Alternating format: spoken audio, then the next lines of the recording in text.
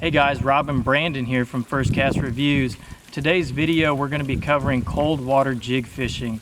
Here a week or so back we were able to get on a really good bite and thought it would make for a good video to talk about cold water jig fishing, finesse jig fishing, some of the things like that. In particular, this is what I was throwing, if you guys can see that. It's a half-ounce custom spider style finesse jig with a little net bait packet chunk, or a tiny packet chunk rather.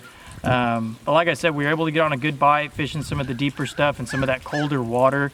Brandon was throwing something a little bit different. I'll let him kind of talk about his before we get into the fish catches. I was throwing a little bit bigger profile jig than Rob was. This is still a half-ounce bantam jig. Okeechobee craw matched up with a net bait packet chunk full-size trailer on there. Just a little bit bigger profile. Still that super compact profile though. Full skirt instead of a spider skirt like Rob was throwing. I was going half-ounce with mine. A little bit better bottom contact paired up with a medium heavy rod with a high-speed 7-to-1 gear ratio reel, 15-pound fluoro. Just kind of lucked into a bite. That first fish catch that you're gonna see, Rob was actually hung up on a rock crawler, and I hopped up to the front of the boat while he was messing with a lure retriever, threw a jig out there, first cast with that jig, hooked into a 5-pounder. That kind of led us onto a jig bite, and it was kind of hard to get out the day. So enjoy the fish catches, and we'll see you at the end of the video.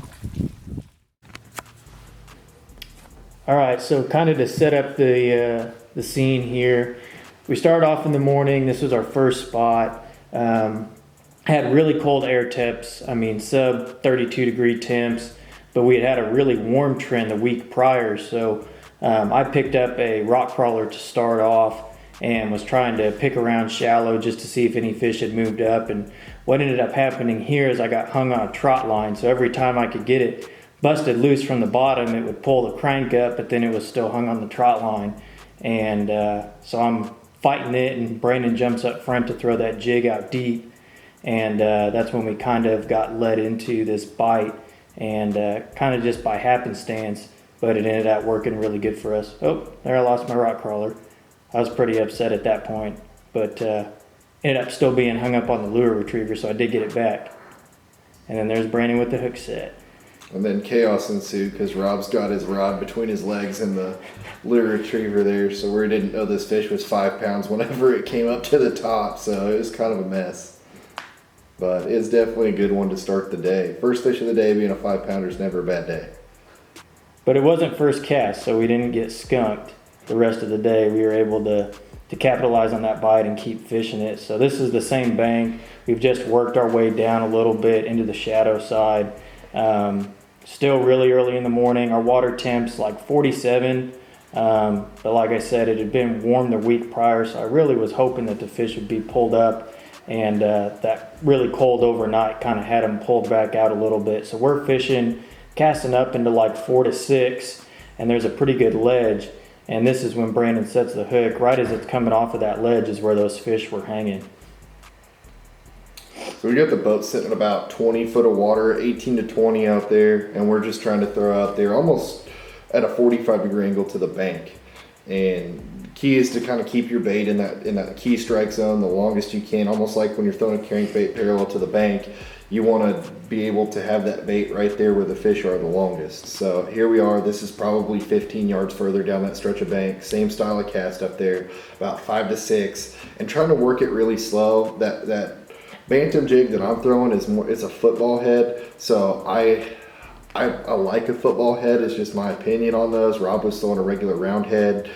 Didn't seem that one worked better than another. It was just working it slow, lifting it up, feeling it drop. And a lot of those times, those fish, like this one right here, that fish had it for quite a bit of time before I finally was like, hey, that's a fish there.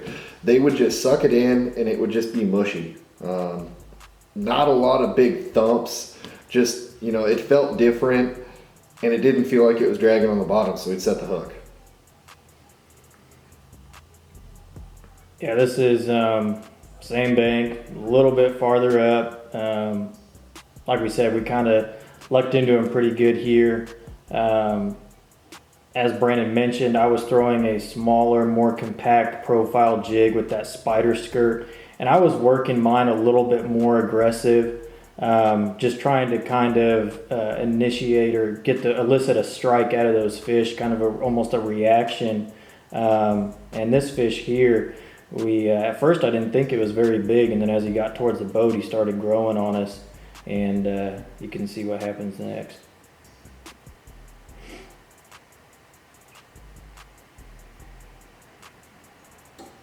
These small, this one's about 4 pounds and it flat choked that jig. Yeah, you can see it down in there. That fish just had it ate. And he was showing it to another champion boat that was driving by is what he was doing there. yeah, just a small flex. So this is a different spot. This was kind of the second spot that we pulled up to, and it kind of set up similar, so we knew that we could run the same thing. What we had got onto was not necessarily so much of a hot spot as much as we kind of just got dialed into a pattern. So same kind of bank, same style of fishing, same thing where we had a ledge, you know, down there at about 6 foot, where it would drop from like 6 to 10, 6 to 12, and those fish were able to pull out on that ledge during that cold morning before they would move up into the afternoon. You see the sun's up, but this is still pretty early in the morning, so it's still pretty cold at this point. But just kind of the same deal, just working it, kind of hopping it, crawling a little bit. If I get it hung up on a rock, I kind of pop it. And those were when those fish were eating it. But same thing with Brandon, they weren't really thumping it as much as they would just kind of load up on it or kind of mush up on it. So that was a big thing to pay attention to, is pay attention to those really subtle light bites. Coming in.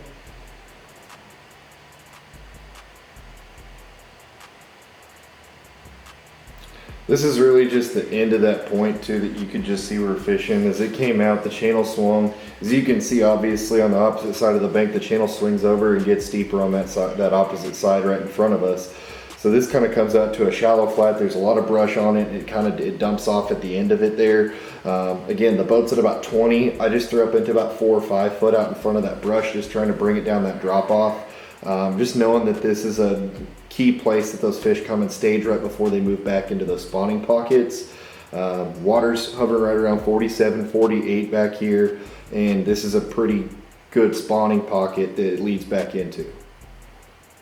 Not a big fish, we caught a lot of bucks is what I think that they were up staging before those females were, and we lucked into a few bigger fish that day. We just caught a lot of, you know, right there at keepers. Just a bunch of fish were eating the jig though.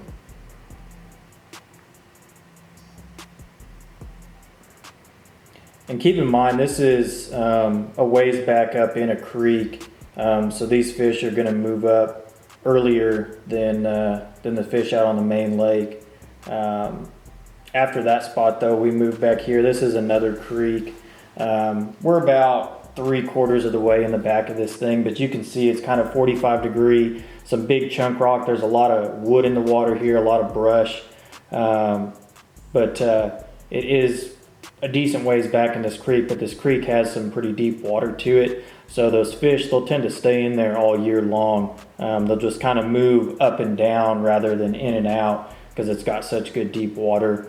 It gets a lot of bait pushed back up in it and stuff like that. So just same thing, working the jig pretty slow. Just kind of pick it up, feels a little bit heavy, and then just let them have it.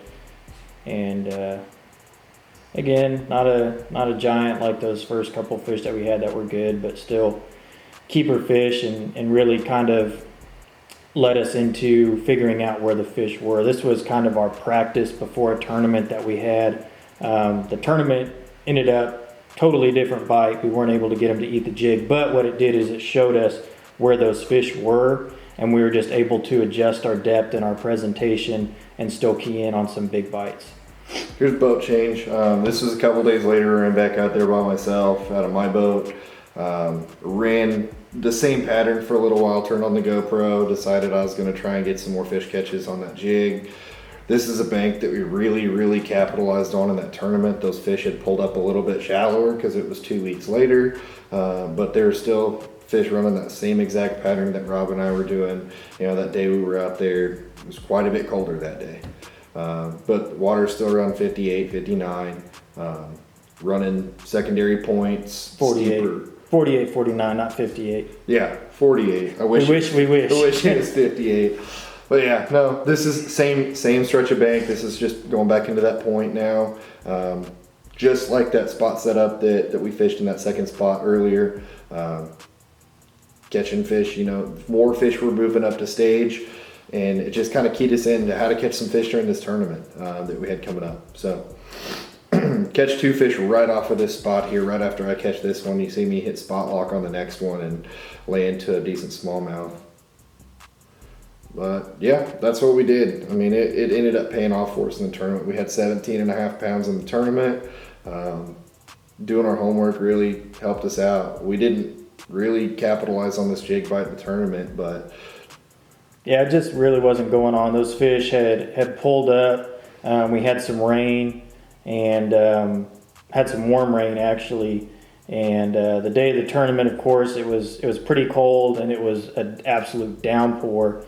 But it had those fish pulled up, and we were able to capitalize on some cranking fish and throwing the blade. You can see Brandon's got a blade down there on the deck of the boat, and that's kind of what I utilized to capitalize on those fish. But as we mentioned, you know, this practice time and getting some spots dialed in and stuff, it just gave us an idea of where these fish were, how they were set up, and we knew they weren't going to move around far. So we were just able to go back to those areas and key in on it. So I hope you guys appreciated the video.